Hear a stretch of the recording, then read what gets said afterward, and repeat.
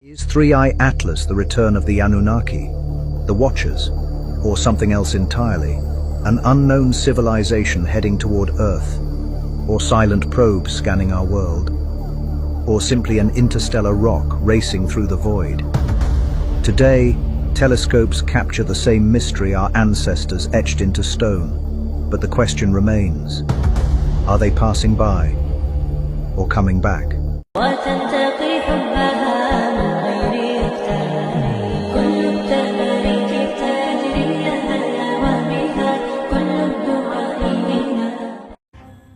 Assalamualaikum warahmatullahi wabarakatuh. Apa kabar Coffeezen semuanya? Semoga kita selalu dalam lindungan Allah Subhanahu wa ta'ala. Coffeezen semuanya, masih berkaitan dengan apa yang terjadi baru-baru ini tentang sebuah komet 3i Atlas, Three-Eye Atlas. Kenapa begitu? Karena banyak sekali teori-teori konspirasi yang beredar di internet, terutama di Facebook.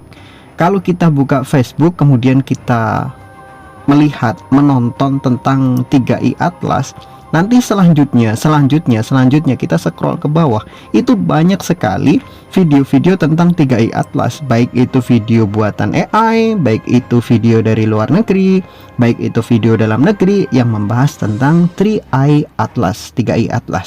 Nah, ada yang paling menarik bagi saya untuk membahas itu tentang kembalinya Anunnaki.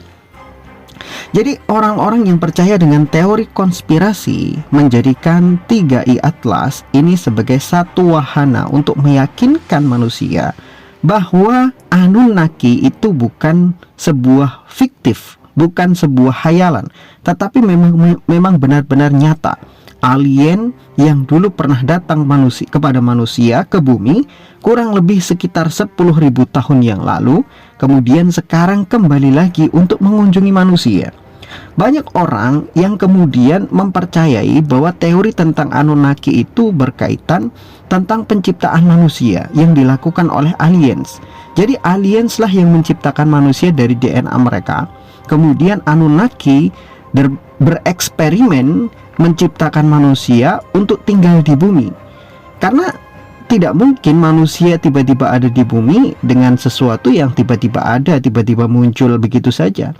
Jadi mereka mengatakan hal yang paling masuk akal adalah manusia diciptakan oleh makhluk yang lebih tinggi lagi IQ-nya, yaitu aliens. Dan aliens ini mempunyai umur yang lebih panjang, bahkan bisa dikatakan hampir abadi. Umurnya sampai ratusan bahkan ribuan tahun. Sehingganya 10.000 tahun yang lalu dia mengunjungi bumi, sekarang dia mengunjungi bumi lagi. Dan ada teori konspirasi mengatakan bahwa komet 3i Atlas itu sebetulnya adalah sebuah wahana, sebuah kapal yang dikendarai oleh Anunnaki beserta bala tentaranya atau pasukannya, itu sudah mengelilingi jagat raya selama 10.000 tahun dan kembali lagi ke bumi. Banyak planet-planet yang sudah dikunjungi oleh Anunnaki di dalam perjalanan yang sudah dia lewati sampai sekarang, 10.000 tahun dari yang lalu hingga sampai sekarang kembali lagi ke bumi. Nah, menariknya itu begini, banyak orang-orang yang kemudian percaya tentang teori Anunnaki, terutama orang-orang yang menentang adanya Tuhan. Mereka menganggap bahwa konsep adanya Tuhan itu tidak masuk akal. Tuhan tidak pernah menciptakan dunia, Tuhan tidak pernah ada. Bahkan manusia ini bukan kreasinya Tuhan, tetapi kreasi makhluk yang lebih cerdas daripada manusia, yaitu para aliens. Dibuktikan dari mana? Dari relief-relief yang ada di beberapa situs-situs bersejarah. Salah satunya ya piramida di Mesir, itu memberikan gambaran tentang Anunnaki, dewa-dewa di masa lalu yang disembah oleh manusia. Terutama Anunnaki itu juga dulu pernah disembah oleh manusia dalam beberapa situs-situs peninggalan di masa lalu. Relief-reliefnya menunjukkan bahwa memang dahulu ada orang-orang yang berasal dari planet dan peradaban di luar bumi yang jauh dari sana, yaitu aliens, menggunakan pesawat, menggunakan teknologi-teknologi canggih, pernah datang ke bumi dan pernah menguasai bumi dan pernah memberikan warna di bumi. Dan mereka kemudian setelah mereka selesai dengan eksperimen mereka meninggalkan bumi dan bereksperimen di tempat-tempat dan di planet-planet yang lain.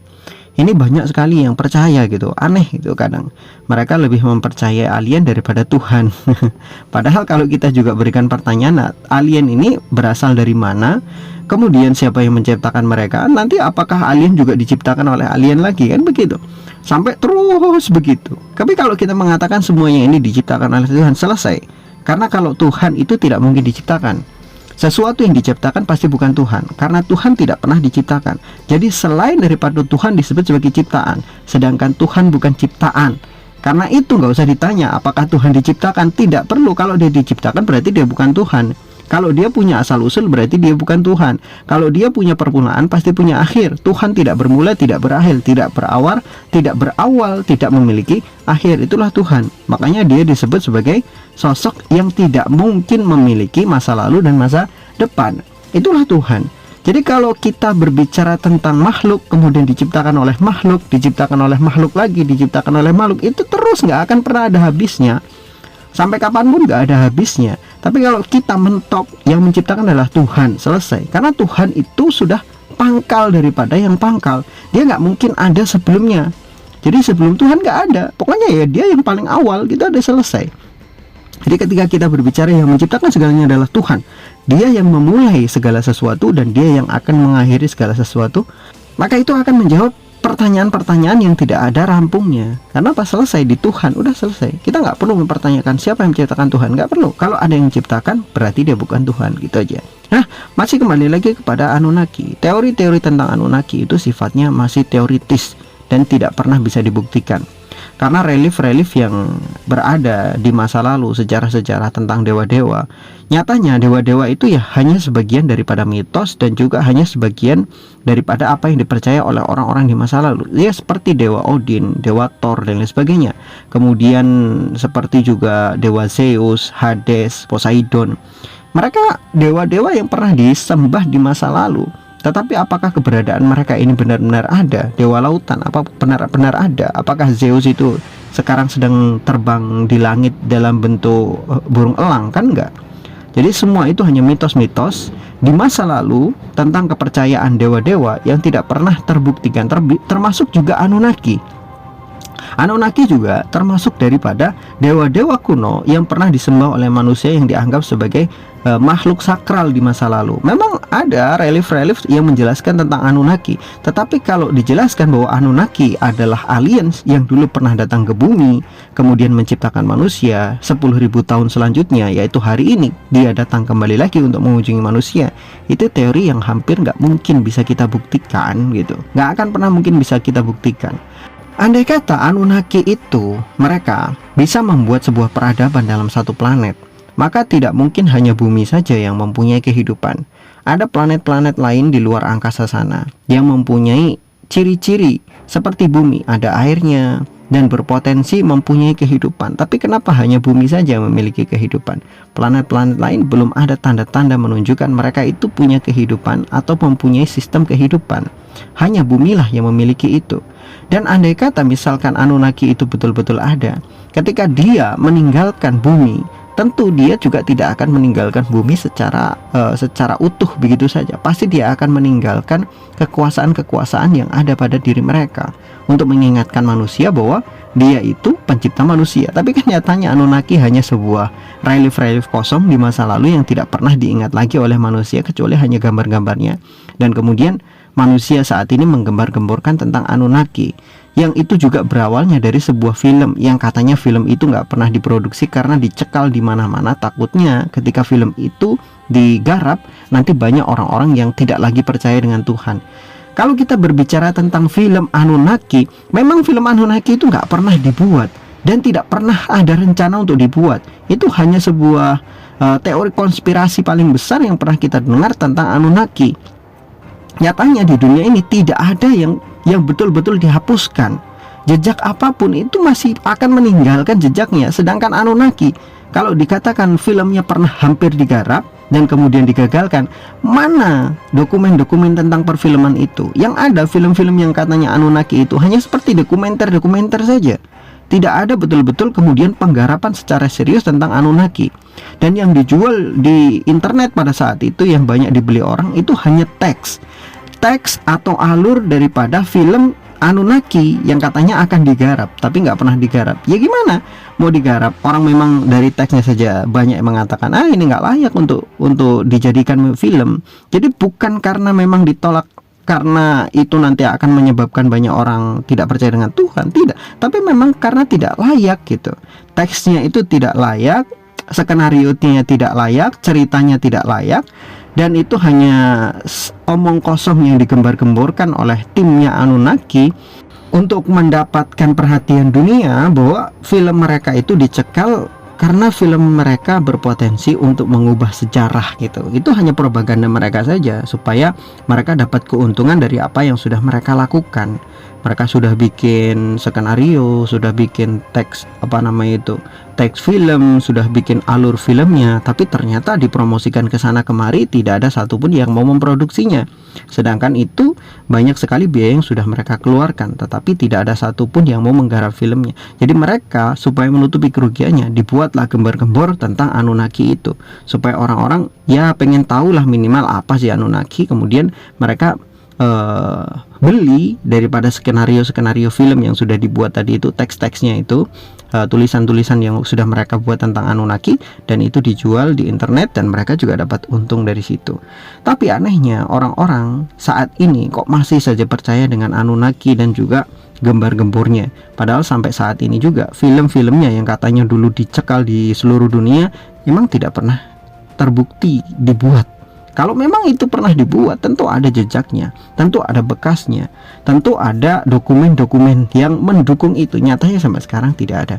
Dokumenter yang menjelaskan tentang Anunnaki ya hanya seperti dokumenter biasa saja, bukan tentang bagaimana pembuatan film Anunnaki yang kemudian katanya dicekal. Andai kata misalkan film itu dicekal di mana-mana, pasti ada kutipan-kutipan filmnya.